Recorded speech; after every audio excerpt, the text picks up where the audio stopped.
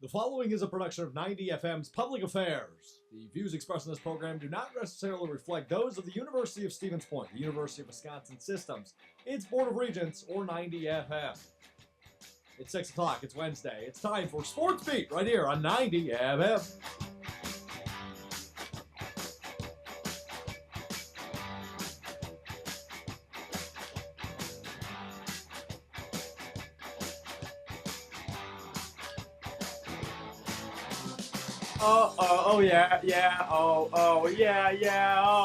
Okay, I'm done singing. What is up, ladies and gentlemen? It's Wednesday, it's 6 o'clock.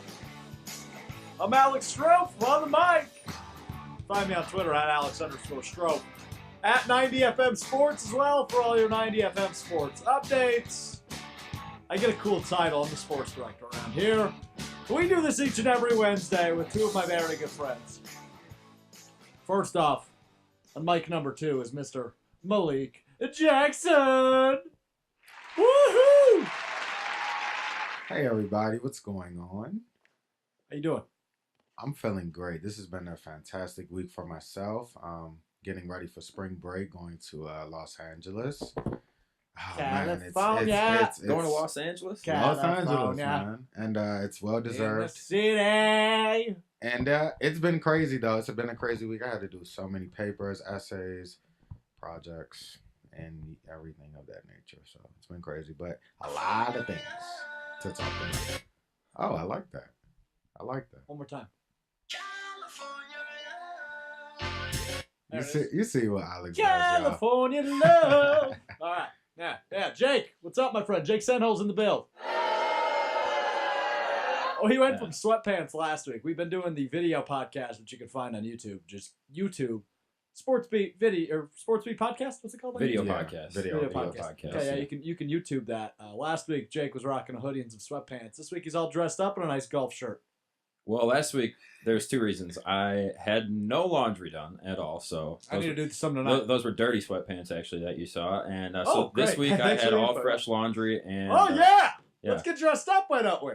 But, yeah, I don't know. I figured it's our podcast. We don't have to dress up if we don't want to. I'm wearing a beanie and a quarters it. I think we've all got, as they say, we got faces for radio. Yes, exactly. But before we get into all of our radio stuff, we have so much to talk about. NFL, the legal tampering period, the coolest thing ever, started on, what was that, Sunday night at midnight? So Monday morning. So the last 3.5 days, or 2.5 days rather, have been just absolutely unbelievably wild. We'll get into all of that. But I have to live in high school for the minute because my alma mater, the Denmark Vikings, their boys basketball team, has qualified for the WIA State Basketball Championships in Division III for the first time since 1985. Only second appearance in the state tournament ever. Wow. They play Waupun tomorrow. They are the 3 seed in D3. I will be there calling the action. If you follow me on my personal accounts, you'll know where to find me if you're interested. But here's one for everybody. Onward Denmark, fight on for your pride. Let them know that you're from Denmark, shout it far and wide. You rah-rah. All right, that's all you're getting out of me. All right, so shout out to the Denmark Vikings. Congratulations, and I will see you tomorrow. I know you have obviously lots of school pride coming from your high school, as do I, and you always usually have somebody representing you down at the state wrestling tournament and everything like that. So good on Denmark. However, I do have to say I think you should have went with at least a little variation on the Viking symbol. You literally have the Minnesota Viking symbol for your high school symbol. That's the only problem I have with Denmark. Yeah. No variation, not even a little tweak. Not even a little tweak. No. We are not solid in the graphic design department. But anyway, let's move on. Green Bay Packers news. There's a lot of it. So let's start here. Yesterday, so Monday, there was nothing happening. We saw Landon Collins get pulled into Washington. We'll talk about that. We saw a couple other big names fall off the board, and Green Bay was nowhere to be seen. And then all of a sudden, I wake up yesterday morning, and the Packers are making moves, making money moves. Here's what we got. Zadarius Smith, formerly of the Baltimore Ravens, signed by the Packers. Preston Smith, formerly of the Washington Redskins, grabbed by the Packers.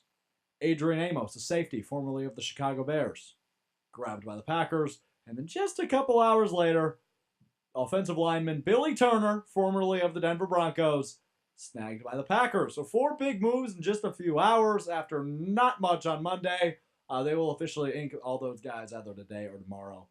So Packers are officially making smaller moves, but could be huge heaps of improvement.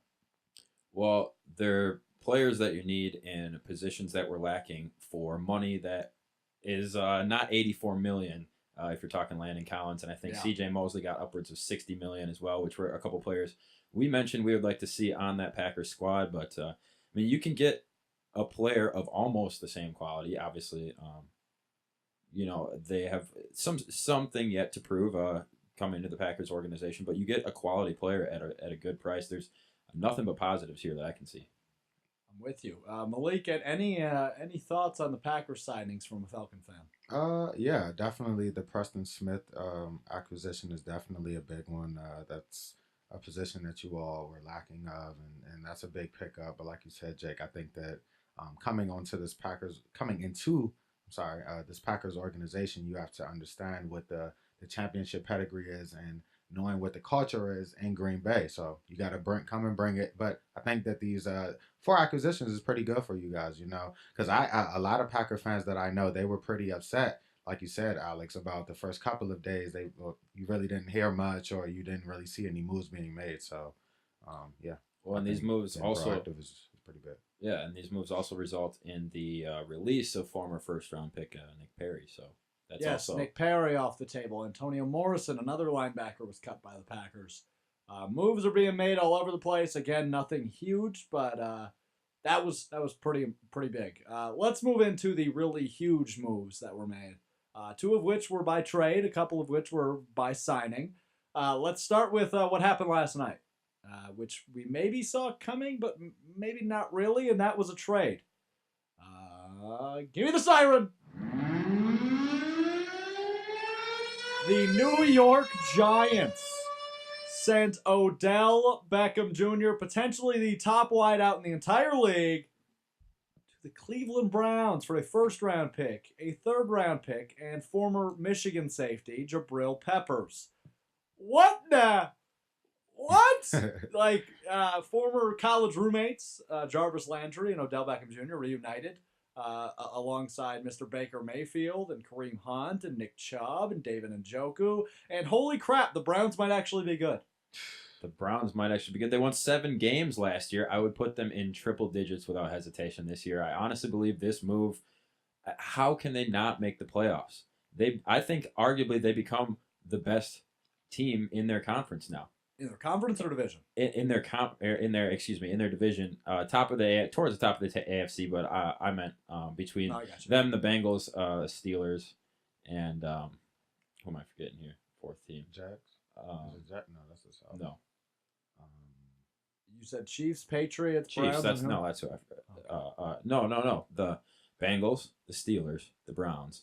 Oh. Who's the 4th team in that the division? Ravens. I'm forgetting. The Ravens, Thank the you. Steelers. Ravens. Yes. Oh, my goodness. So I think the Ravens potentially could also make an argument or go out and show that they're the best team within that division. But yeah. I think the Browns just left the Steelers, no doubt. I mean, they tied the Steelers and then played a second good game against them last year. And the Bengals are the Bengals, and they haven't won in how long? They're coming in with a new coaching staff, the same old quarterback who's never been able to get it done. So, yeah, I think the Browns are looking at easily 10 wins this year. Well, I shouldn't say easily, but potentially and definitely should be a 10-6 squad. Yeah, this just, it was such a shock for me to see. I was typing an essay.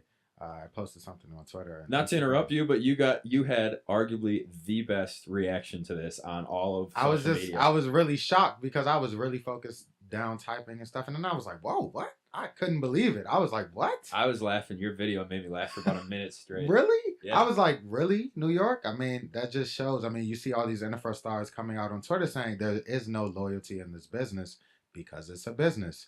I mean, when you look at the Giants, it's also a good thing for the Giants. They get rid of a star, but he's a star with a little bit of drama. It's New York. They have Saquon Barkley. They are pushing towards the future. They can go in the draft now. They have extra picks. I think that they go and get Dwayne Haskins, just a new foundation, I think. But the news was just shocking to me. I just couldn't believe it. And just for him to be like do it up with Jarvis Landry again, I was like, wow. Yeah, that's going to be It's going to be that amazing, that LSU connection back. But it kind of, to your point of bringing in possibly Dwayne Haskins, like, do you guys not see it as a bit of a strange situation to get rid of such a crazy talent on the outside when you plan on bringing in a young quarterback? It's messed up, man. It's it is super super interesting, and like Malik said, he was kind of drama filled, if you will. I mean, the guy was definitely nothing short of drama in New York. I mean, punching field goal nets and proposing to him afterwards, and then and then you know, just everything he's done, complaining and creating drama. So yeah, I mean, the other thing about I think it makes sense. I think it's probably a good move for both squads. Definitely the Browns. New York kind of got to fill that void that Landon Collins left behind by acquiring Jabril Peppers. Obviously, they're not comparable players, but definitely upside. Yeah, definitely he's got upside only entering his third year. Well, yeah, it's a great player to replace a guy because they're never going to spend $84 million on Landon Collins to bring him back. Right. So you get a quality player to replace him. But I think beyond that, another thing to mention here: this Cleveland squad, even if they come out and say they disappoint, they go 8-8 next year, whatever. The oldest guy on this offense right now, as far as position players, 26 years old. Jeez. Oh my, that's young. Young and talented.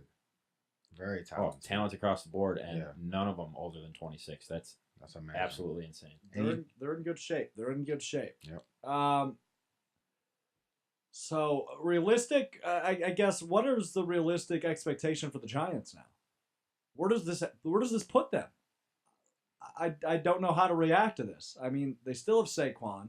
They don't have a very good offensive line. They don't have a quarterback. We assume they'll draft Dwayne Haskins at 6 or whatever it is, 6, I think. 6. Yeah.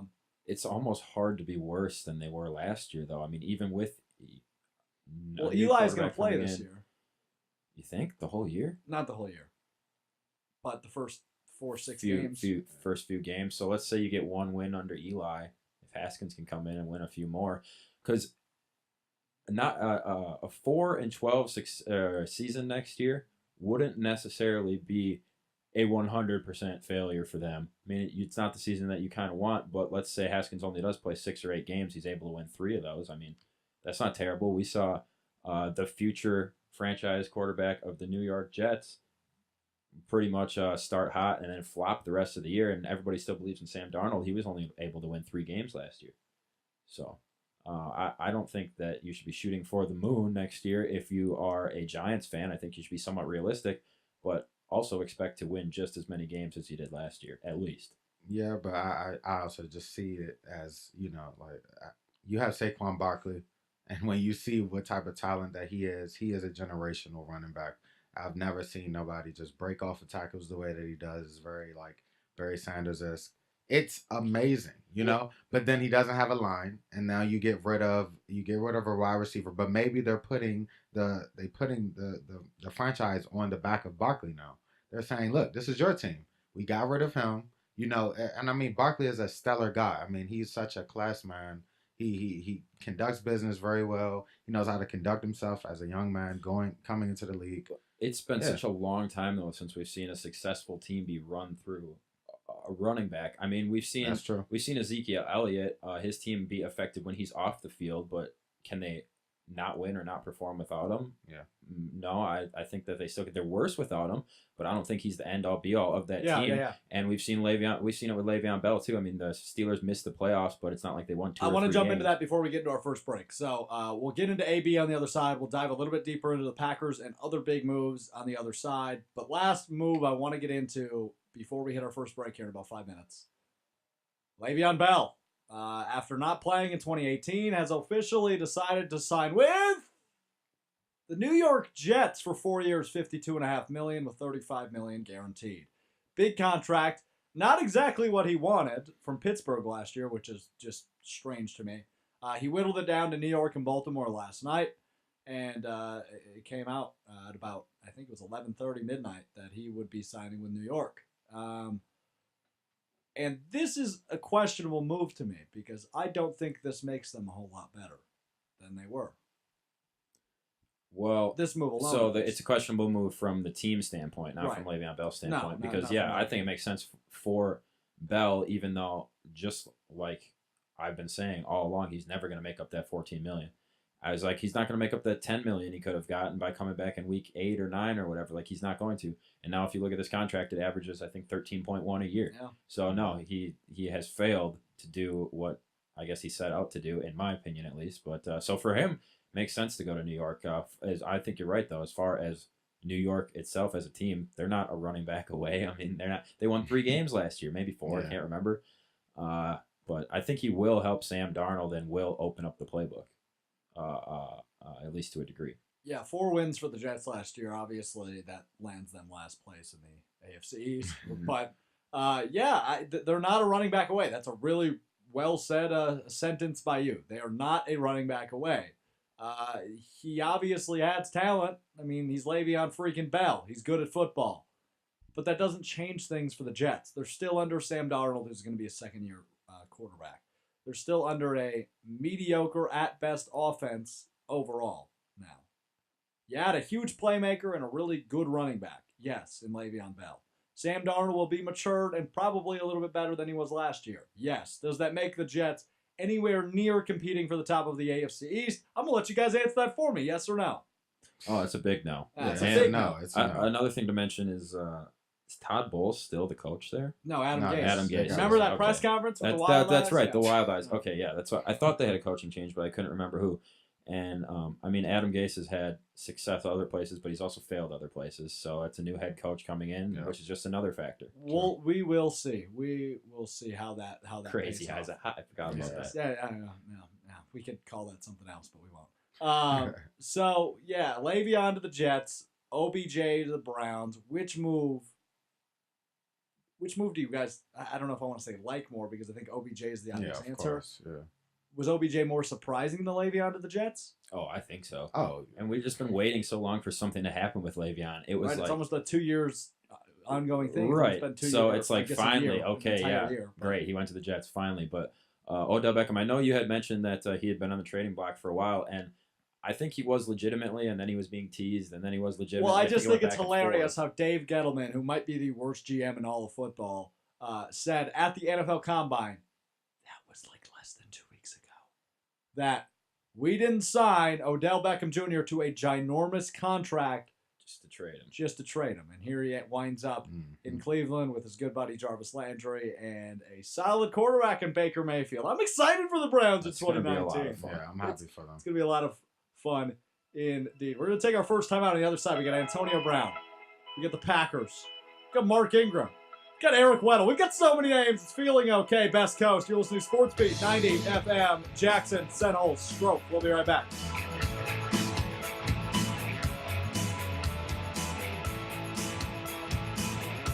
Feeling okay, Best Coast, 90 FM. This is Sports Beat on your only alternative. We've got about 40 minutes left. It's 6:21, it looks like on the clock, but computer's telling me 6:20, so I don't know who to believe. Everybody's trying to lie to me. All right, let's run through all the huge moves as fast as we can, because we got to get the Sports Beat headlines in this segment as well. All right, let's start with Antonio Brown. I held off. It finally happened. The guy that made it seem like he was a free agent who wasn't actually a free agent finally found a new home, and it's the Oakland Raiders. John Gruden has invested in, and first-year GM Mike Mayock, formerly of the NFL Network, have invested in Antonio Brown. What do we think? I think Mike Mayock doing a lot of interesting things in his first run at I like GM. it. I like it. You Yeah. got to be aggressive. And this goes along with, I think, what a lot of people have believed about Gruden. Like, he signed a 10-year deal. You can't judge him or his success in Oakland after the first year. Like, Do you they really talk about it. think John Gruden will still be coaching in 2027? That's just so hard to believe to me. If they I have, think- if they're successful, Yeah, I think after all these moves and, like, if he finds a little bit of success, I don't see why not. But I still think that deal's outrageous, but continue. Yeah, that 10 years was crazy. So he spent his first year realizing that he didn't like the team he was given. So he blew it completely up, starting got in rid of the two best preseason. players. Yeah. Starting in the preseason, and I mean, yeah, sure, people were questioning about it, but he flipped those players into other superstar players Potentially. and well, I mean, I would not hesitate to argue that Antonio Brown's a superstar Well, right. player. I'm more pointing at the fact with all the first round and second round picks he's gained. Right. That have not been used yet. So he's got 10 years left, or 9 years left on this 10-year contract.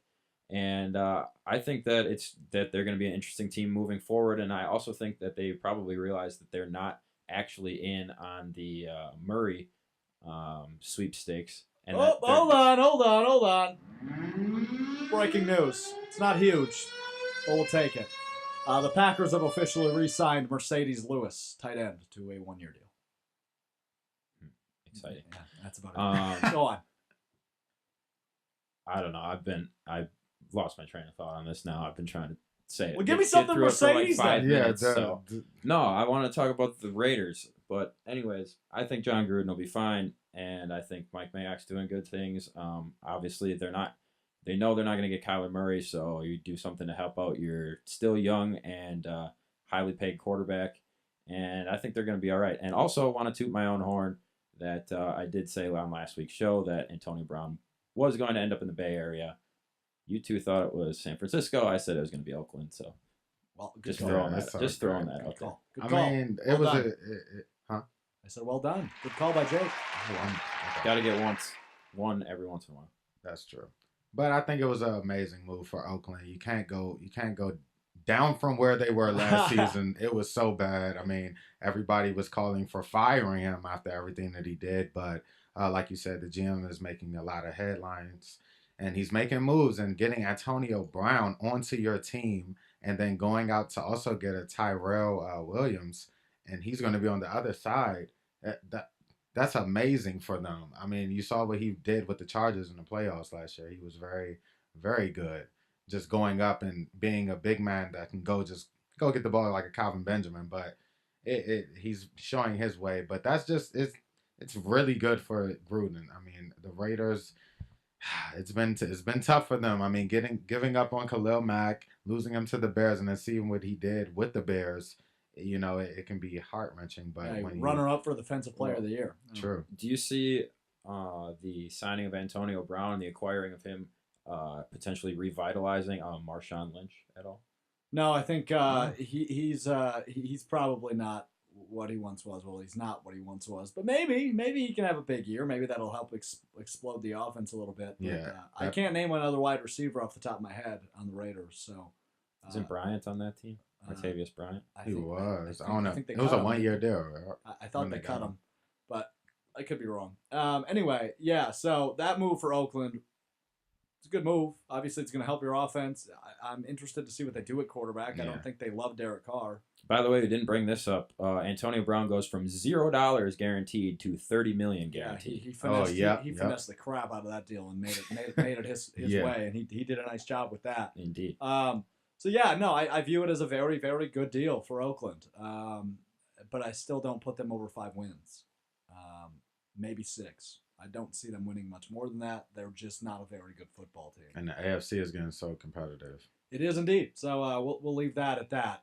The Baltimore Ravens, after losing out on a pair of, or rather on the Le'Veon Bell situation, they have went ahead and signed running back Mark Ingram and safety Earl Thomas. So adding a couple after letting Eric Weddle go. So they replace Eric Weddle with Earl Thomas. Then they replace Alex Collins, if you will, by adding Mark Ingram.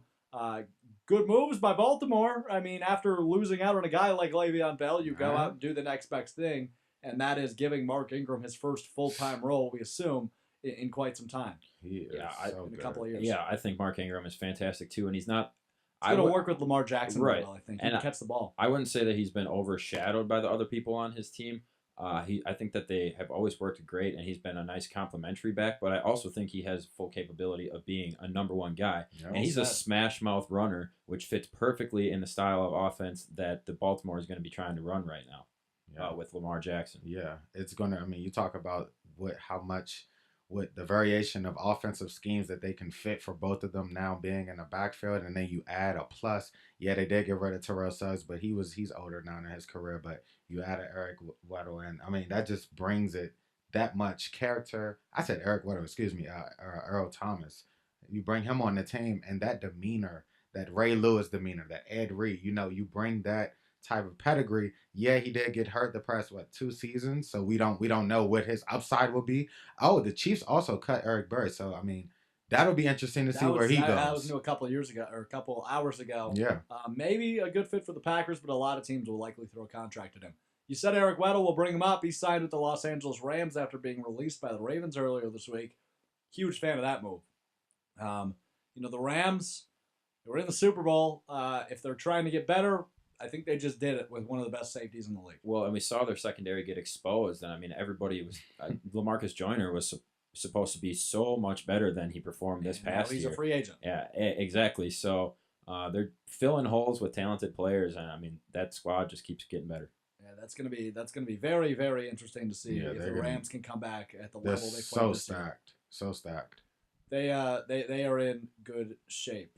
Elsewhere, another big move.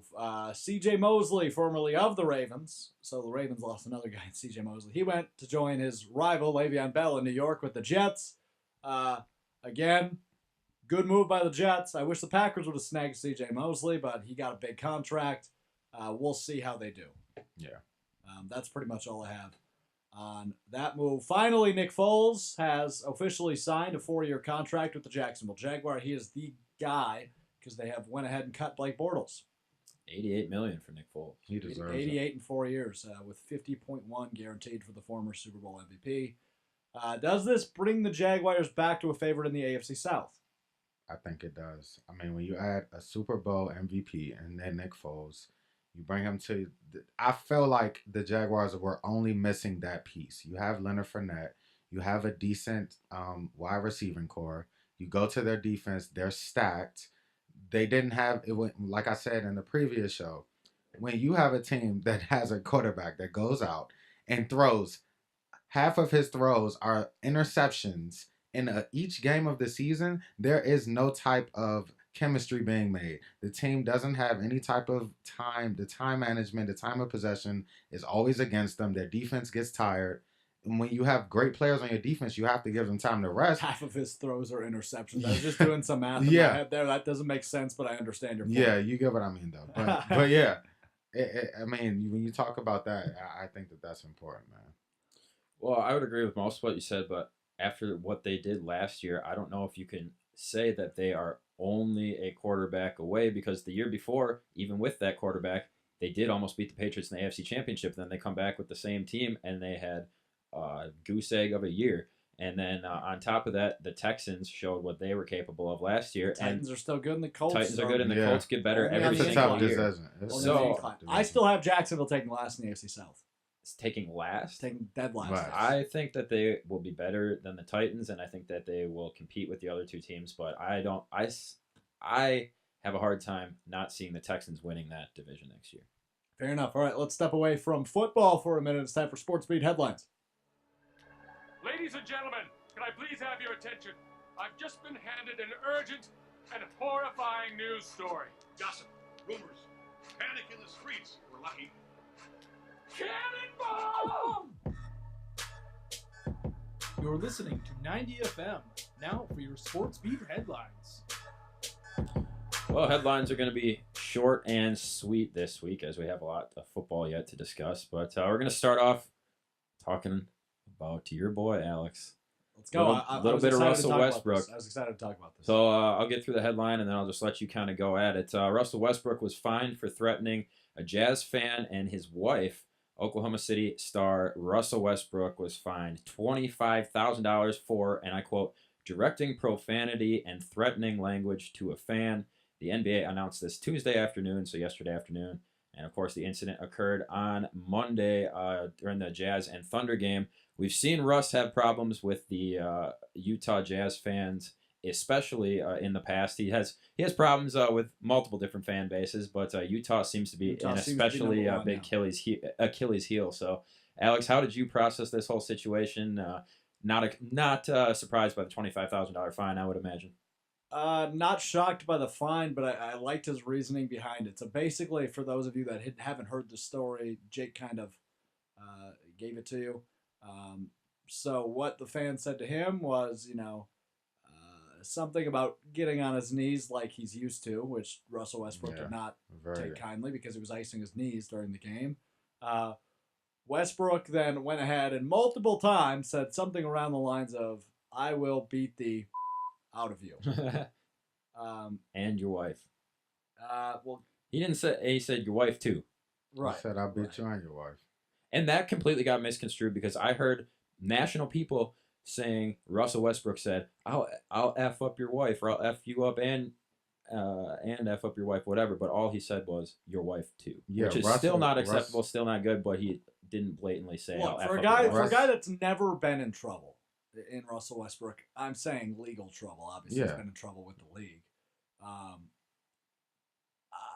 I understood his side. He didn't like that. He doesn't like. He basically said, I don't like the fact when people are talking, about my family. When they're talking about me, I'm going to stand up for myself. We're held to a high responsibility as players. Yeah. The fans should be able to take a responsibility for their actions as well. I didn't like that. I spoke about it, and I told him exactly, how I felt about it. And he apologized for it, sort of. I understood his side. I listened to it on SportsCenter that night, whatever that was, Monday night, and I'm cool with it. The fine, I understood. Obviously, being in that position that Westbrook is in as a star player, an all-star every year, a former MVP, a top guy in the league, probably not a great view. Probably not a great position to be in. However, he's there, and he's got to deal with the repercussions. So I'm good with it. Hold on. No, let me just say this. It has to stop, especially with the Utah Jazz fans. Like, they always come out, and Russell Westbrook is not the only superstar that complain about this. You have Kobe Bryant saying at the end of his career, saying that the Utah Jazz fans were the hardest. They were the hardest on him. They would throw stuff at him while he walked to the locker room. The Utah fan base is just one of the hardest in the NBA, and it's a shame that you have these great athletes like the legendary Russell Westbrook who gets these derogatory terms spat at him. And for him getting a fine, I mean, I of course he should get a fine because he shouldn't be cursing and stuff like that. But at the same time, it's like, come on, you guys, have some dignity. And Colin Cowherd, he spoke on this, and he said, when you look at any other sport out there, you look at football, you look at hockey, you have baseball. It's a division between the fans and the players. When it comes to basketball, you have players that's on the front row. They're right next to the seats. You can touch them at any point. Exactly. So it's like it's an interpersonal type of sport. So when you have these fans out here that are just going to give out derogatory names and stuff, I agree with the ban for life, and it should be more repercussions, because when you have somebody coming out like that, as a black man, it's like, wow, you're here to just watch us play. We didn't ask for you to come to this game. We're just getting paid to play, but we're not going to shut up and dribble, and I feel like Patrick Patterson, he said that as well in the post-game interview. He was like, that's a shame that we always come to Utah and we get these remarks and stuff. And it's not just in Utah either. It's at multiple arenas. Well, and here's the other thing. If you watch the video, and there's multiple angle videos, but you can see in them all, Russ is interacting with this fan. The rest of his team is kind of ignoring Russ and letting him do his thing and kind of just like watching the game. Yeah. And what made that interesting to me is usually if a teammate, even a star like Russell Wilson, is completely out of line, Westbrook. Westbrook. We're in football mode. Yeah. So even if a star like Westbrook is completely out of line, and you see this with Draymond Green, other players, his teammates would typically come over and be like, "Yo, just drop it. Like, it's not worth. Forget it. Yeah, pull him over to the bench, chill out, type thing." Patrick Patterson was just watching it go down. Right. Yeah. None of his teammates were doing that, and they kind of were letting him do his own thing and take care of it, which also leads me to believe that they thought Russell was in the right, and he wasn't just acting out or like overreacting or whatever, or otherwise they probably would have tried to calm him down. We've seen it with Westbrook himself, where he's going off or doing something and his teammates just try and pull him out of the situation, and they didn't this time. So that says something else to me, which would make me believe that the fan if you listen to his interview, of course, he says, I didn't say anything. My Yeah. wife didn't say anything. This is her first NBA game ever, and blah, blah, this and that. Yeah. So it just makes me tend to believe Westbrook in this one. Yeah, it was not a good situation. Russell Westbrook and company currently playing the Brooklyn Nets at home. They are in Oklahoma City. They are down 9 with about a minute and a half remaining in the first quarter. The Nets. The Nets are beating the They're Thunder by 9. pretty good this year. They are indeed. But they will come back and probably. Number 2. Number 2, the Los Angeles Lakers have been officially eliminated, at least in my book. I think everybody else is from the playoffs. I'm sure it's mathematically they're eliminated as well. Not quite. Not even close. Well, but pretty much. Because they are without Kyle Kuzma. They are without Brandon Ingram. Kyle Kuzma is out didn't play the other night. Brandon Ingram and Lonzo Ball are both out for the remainder of the season. Yeah. So this means LeBron James will, after making the finals for 8 seasons in a row, he will not even make the playoffs. I kind of briefly argued this last week, and I believe it even more now. I think this is arguably a good thing for LeBron missing the playoffs. What do you guys think? Explain your side. My side is just there's no reason to nobody expected this team to go very far in the playoffs, even if they did make the playoffs. That's true. We've seen him carry a team last year in the Cavs, a bad team that would have not made the playoffs, to a finals championship. He has nothing left to prove. So after 8 years of playing multiple extra months of basketball, multiple more seasons than most people play in that same course of time, he deserves some time off.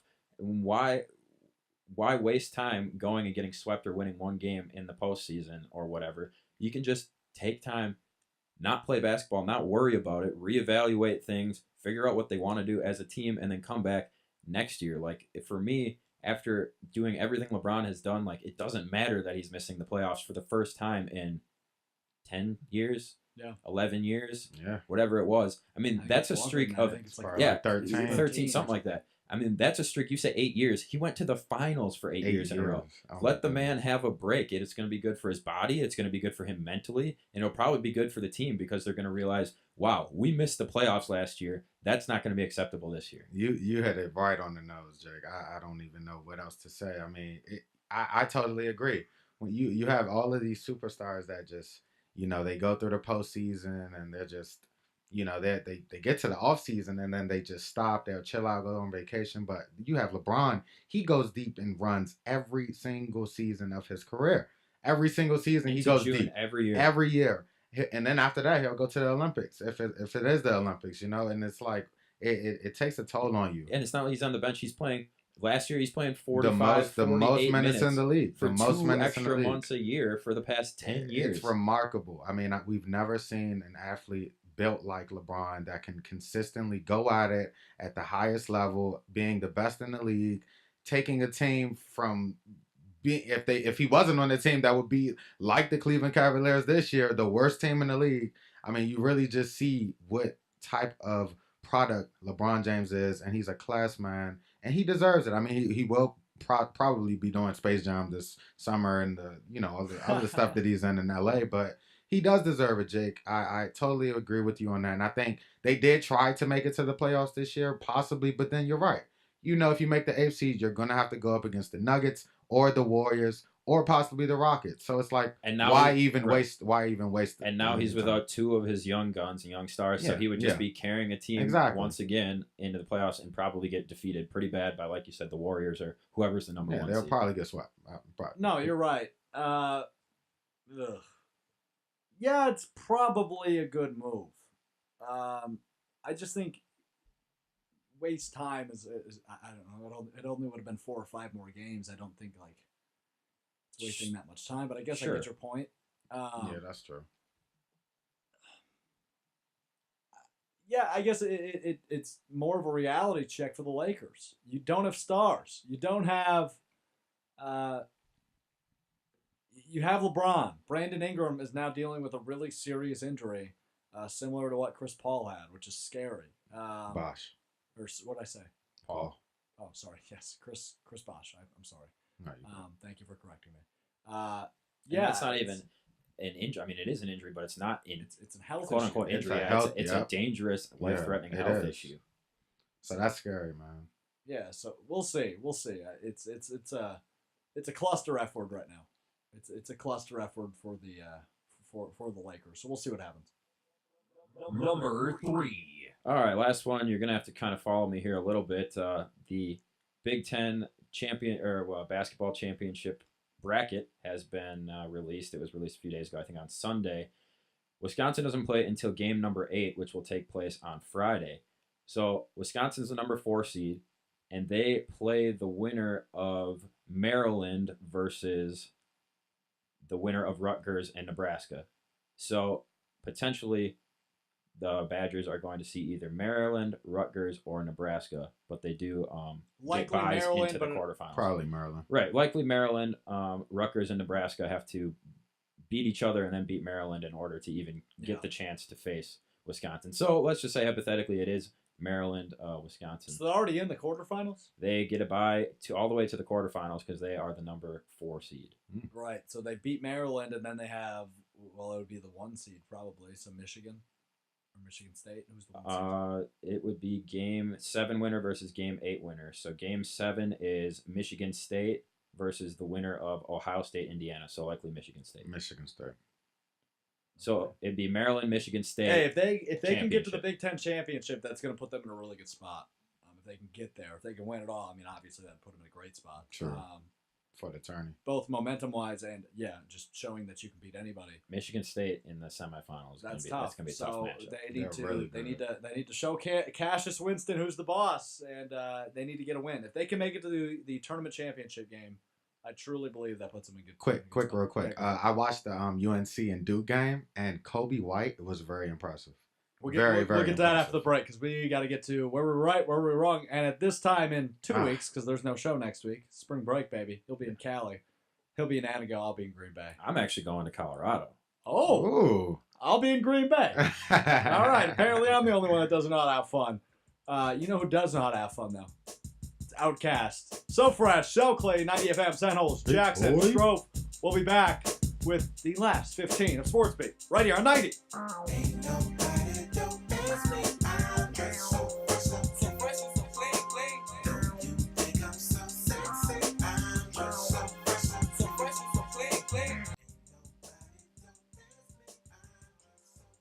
So fresh and so clean, it's Outcast 90 FM.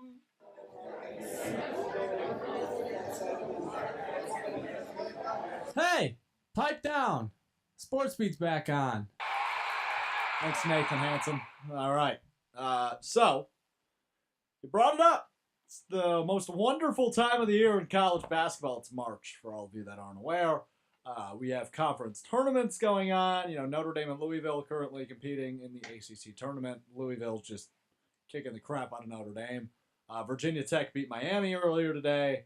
We've got TCU and Oklahoma State in a blowout in the Big 12 tournament. USC beat Arizona in the Big 12 tournament, or the Pac-12 tournament, whatever they're in. Is that Big 12 or Pac-12? That's Pac-12.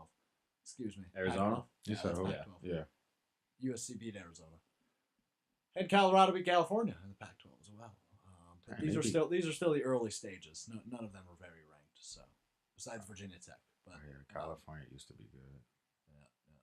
So that's what we got going on. We got conference tournaments starting. We brought up the Big Ten tournament, which is coming up.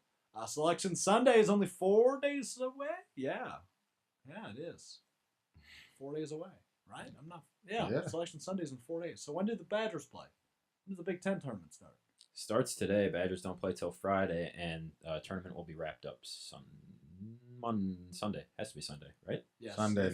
I know it finishes Sunday. Yeah. Yeah, that's right. So the Badgers play Friday. So potentially they would play Friday, Nebraska Saturday, and Rutgers Sunday. are playing right now. Rutgers is up 3 and just underway in the second half. And then Northwestern and Illinois play tonight. So yeah, Who you got in that matchup? With Northwestern and Illinois.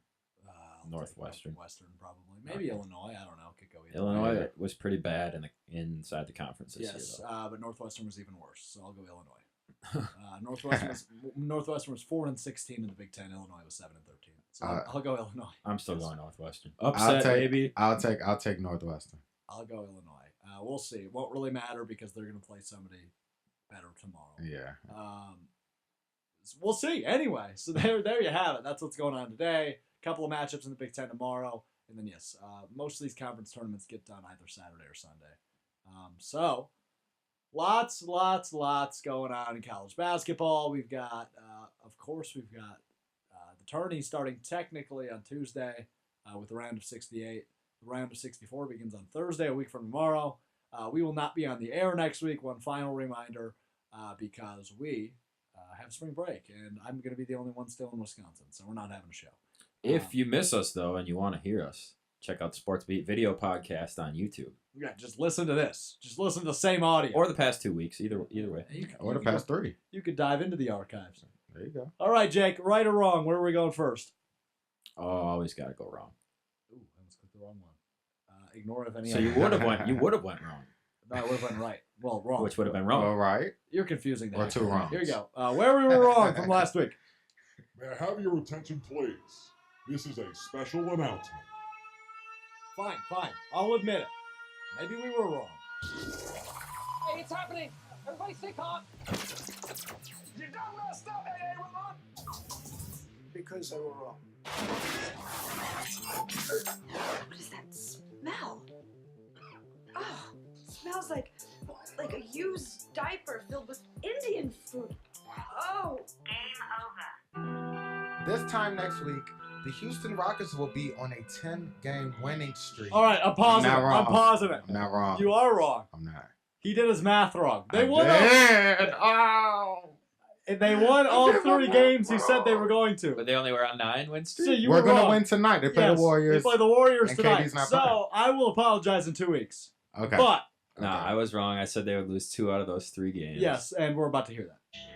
Going up against the Philadelphia Take it up 76ers, the Dallas Mavericks, and the Charlotte Bobcats.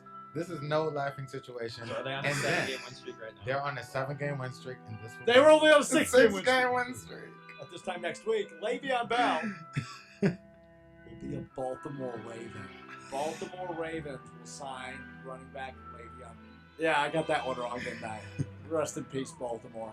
They signed a running back. Yeah, they got Mark Ingram out of it, so they did That's okay. pretty good. But I really thought Le'Veon was ending there. Jake, I'm joining you on where we were right this week because I picked 2 of them. Nice. So I'm joining you this week. You're not alone. Here's where we were right. Sweet. Believe it or not, sometimes I'm right as well. Where we were right. At this time next week, your Duke Blue Devils will head into the ACC tournament coming off the heels of a loss given to them by the Carolina Tar Heels. You're saying And you're getting a season sweep. Oh, the hills. correct. And Zion Williamson will not be on the floor. By this time next week, Wisconsin will be riding a 3-game winning streak into the Big Ten tournament. They face Iowa tomorrow, who's unranked right now, but those are always really good games. But it's at the Kohl Center. And they go on the road to face Ohio State on Saturday, I believe. Yeah, so that game was too close for comfort. Went out. They did win out. Season of 22-9 overall. They did finish 22-9, but that game was way too close against Ohio State. They were up by like 22, I think, and then they blew it and went to overtime, and then they won it. But still, they're riding the momentum of a comeback overtime win, regardless. They are heading into tourney time. Yeah, and the extended version of that, I mentioned that Zion Williamson, I didn't think he would be on the floor for that game, and I didn't think that he would be on the floor for the ACC tournament. It's looking like he will be. Yep. So I was that. half right, half wrong. Yeah, I cut that part out. I cut you some slack. I appreciate it, but I'm trying to be honest. I appreciate the honesty. Yes. Of course. I appreciate the honesty. At this time next week.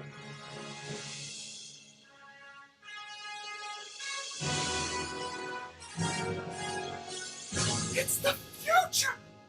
It's the future! All right, I'm going to go first this week. And reminder, this is at this time in 2 weeks, because we do not have a show next week. So, let me bring you up to speed on where we'll be in 2 weeks, folks. In 2 weeks, we will be just outside of the start of MLB season. In 2 weeks, we will be entering the Sweet 16 in NCAA basketball. That'll be starting the following night after the show. Those are the 2 big things going on. And then, of course, still NFL things, but we've got a month until the draft from then. So those are kind of the 2 big things. So I'm going to start at this time in 2 weeks. I'm going to give you 4 teams of the 16 that will be playing that following weekend. So these are 4 teams. Screw it. I'm going to give you 5. 5 teams that will all be in the Sweet 16. Ready? Virginia, Duke, North Carolina, Wisconsin, Marquette. All 5 of them not getting upset in that first weekend. All 5 of them to the Sweet 16. Wisconsin, Marquette, and 3 from the ACC that are top 3 seeds. Virginia, Duke, North Carolina. I see all 3 of them in the Sweet 16 in 2 weeks. Okay, I believe that. All right. Yeah, that sounds like a good 5. It's March Madness, though. Anything's possible, but I do see all 5 of them being there. Out of all 5 of those teams, who are you least confident in? Well, Marquette's the easy answer. Duke, huh? UNC looks too darn good. Yeah. I would usually say them. Virginia got upset by 16 seed last year. You know they're not going to let that happen again.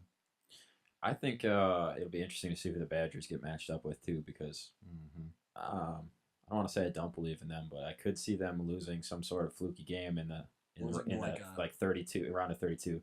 Have like an Ohio State performance where in the second half, whoever they're playing is just battling back, and in the heat of the moment, they just overcome. Well, if they're a 5 seed, they'd see either a 4 or a 13 seed in round 2. If they're a 4 seed, obviously it'd be the other way around. Right, so likely facing at least a decent team in that second round. Yeah, and I think they win both, and same with Marquette. You know, they'll probably be a 3, 4, 5 seed as well. So maybe I assume one of those 2 teams will be a 5 seed, and they'll beat a 4 seed. Going to make it to the Sweet 16. We'll see. I think it happens. I think all 5 of them are safe come Sweet 16. Malik, you're next. Okay, I'm going to go with another pick of one of my great teams that I follow. I'm going to just after how he said last week. You know, I never do this. Yeah, because I wasn't. But now I'm going to put a little bit of faith in my hockey and in my hockey team at least. And I'm going to go with the Washington Capitals. They're going to go 5-2 in these next 7 games until the next Sports Beat show. They're going to go 5-2, and Alex Ovechkin is going to go over the 50-goal plateau. What's he at right now? He's at 46. All right. So 4 goals in 2 weeks. That's not.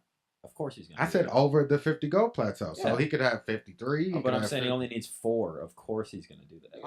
I need something a little bit more bold. More bold? Give me like a 52 maybe. 51, 52? I'll go 53. Okay, see, I like that. 7 goals in 7 games. 7 goals in 7 games. I like that a lot. That's tough, but okay. All right. You sound like you're about to backtrack. I was about to say, I'll go with it. I'll let you have the 50. I'm just saying. The 50's not, that's tough. 4 goals. The league average is 7 goals. 4 goals in 7 games. The league average for the season is 7.6 goals. In what span? In the course of the season. Per player. Yeah. And Ovi has 46. Those are extremely skewed numbers, though, because how are they skewed? Players that don't play. The fourth line. Half the team when it comes to professional hockey, if they get 5 points in the season, that's a good season for them. They're out there to do other things than generate points. Connor McDavid. Okay, yeah, but you have your top heavy. You have your top heavy either way, both times. He has nobody. Him and Leon Draisaitl. All right, Jake, take us home. Yeah, my bad.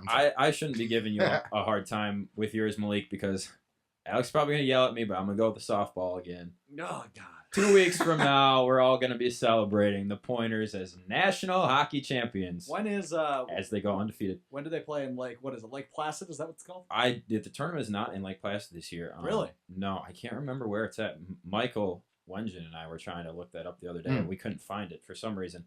The quarterfinals is this weekend, the semifinals is next weekend, and then the Final Four would be the weekend after that. So. Isn't it in New York? I thought it was in New York. No, that's Lake Placid. That's where Lake Placid is. Okay, so it'll be a different destination. I don't know. I honestly don't know. Gotcha. Tweet us if you know where the D3 Hockey Championship at 90 is. FM Sports. Hey, can I give one shout out real quick? Go for it. Johnny Gaudreau, he had a 6-point game last night, 3 goals and 3 assists. He's the first Calgary Flame to do that since 1985. So big shout out to him, and he's the fastest Flame player in like 7 seasons. Where'd Tevin Coleman sign? He went to the 49ers. That's right. The 49ers are making moves at free agency. That's all the time we got for you on Sports Beat this week. We're off next week. We'll see you in 2 weeks. What's the date? What's 13 plus 14, my friends? 27. 27. We'll see you on my brother's birthday. How's that sound? Happy birthday, Austin. That's great. That's Malik Jackson at Sports by Malik on Twitter. That's Jake Senholz at Senholz on Sport on Twitter. I got that right. That is singular. Sport, yep. And sports if you're on the YouTubes. If you're on the YouTubes looking for the video pod. I'm Alex Strofe at Alex_Strofer at 90FM Sports on Twitter. Jazz Sides with Jack Formella is next. Have a great spring break, everybody. Have a great Yes, spring have break. a great spring We'll break. talk to you in 2 weeks. Peace! You just heard Sports Beat, a production of 90FM's Public Affairs on WWSP Stevens Point.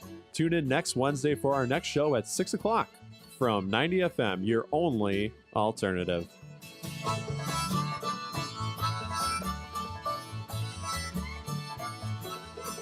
I'm leaving here tomorrow.